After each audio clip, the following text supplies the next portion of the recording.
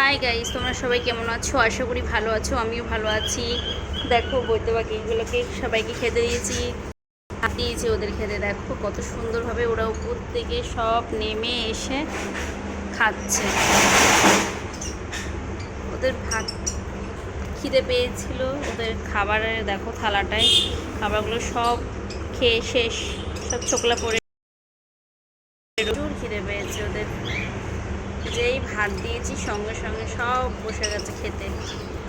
দেখো কি ভালো লাগছে ওদের দেখতে। আবার জল দেবো, এখন জলটা শেষ হয়ে গেছে ওদের, জল দেবো।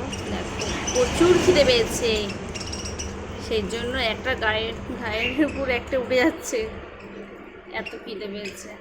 আমার যে আসতে খুব লেট হয়ে গেছিলো, সেজন্য আমি আজকে আসতে লেট হয়ে গেছিলো, ওর খাবার খেতেও লেট হয়ে গেল। তোমরা আশা করি এর পরের বার লেটটা হবে না। আমি আশা করছি পরের বার লেট করবোই না। ওদের খাবারটা আগে, তারপর নিজের সব কাজ। কেন এতগুলো মানুষ, পশুর জীবন নিয়ে আমি ছেলেখেলা করতে পারি না। তার জন্য ওদের আগে খাবারটা আগে দিতে হবে, তারপর আমার বাকি কাজ করে উচিত। অন্যদিন আমার লেট হয় না, তো 10টা-11টার মধ্যে চলে আসি। আজকে তো 12টার একটা হয়ে গেছে, 12টা একটা বেজে গেছে, তো সেজন্য লেট হয়ে গেছে আমার।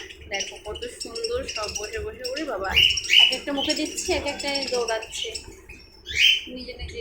অনেক খোপে আবার বাচ্চাও আছে। Tata, bye bye. আশা করি তোমাদের ভিডিওটা ভালো লেগেছে বৈদ্য পাখির। অন্যদিন আরও অনেক পাখি নিয়ে আসবো, তোমাদের দেখাবো। আমার আরও সুন্দর সুন্দর অনেক নানা রকম পাখি আছে। আমি আরও অনেক পাখি ব্যবসা করি। তোমার হাজব্যান্ড করে, আমিই দেখভাল করি। ওরা যখন না পারে তখন আমাকে এসে দেখভালটা করতে হয়। ওদের জল দিতে হয়, পরিষ্কার করতে হয় জায়গাটাকে।